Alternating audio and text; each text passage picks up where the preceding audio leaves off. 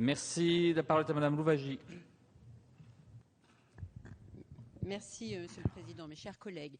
Donc cet article prévoit la taxation donc, de toutes les indemnités de rupture conventionnelle au-delà du seuil de 72 744 €, avec une taxation relativement importante puisqu'on parle de 20%. Je crois qu'il faut en premier lieu rappeler l'intérêt des ruptures conventionnelles et finalement revenir à l'origine de la constitution, de la mise en place de ce dispositif. C'est un dispositif contractuel qui est très souple, qui résulte de la volonté du salarié et de l'employeur et aucunement, je dirais, de situation négociée ou imposée ou subie. C'est un contrat qui conduit, et ça c'est très important, à atténuer les tensions qui peuvent exister dans une entreprise entre les salariés et l'employeur. Ça, d'une manière générale, modère tous les comportements et toutes les relations qui sont induites. Ça aplanit et ça évite des conflits. Et je crois que ça, c'est très important de le mettre en avant.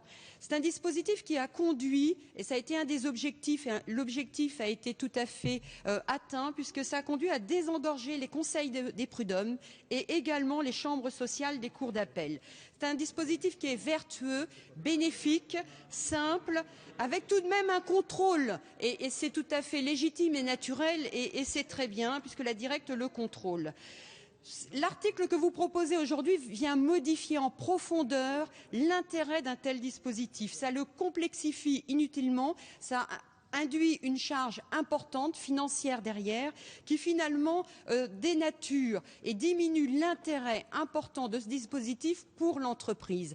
Alors cet article, il me fait penser finalement à deux autres qui ont été proposés où on a taxé de manière importante, on a modifié l'intérêt des dispositifs des auto-entrepreneurs. Hier, on a modifié les dispositifs en mettant des prélèvements plus importants sur tous les contrats d'intéressement et là encore sur des mécanismes, on va dire, vertueux, intéressants. On contribue à en diminuer l'intérêt, d'où les amendements qui vont suivre. Merci.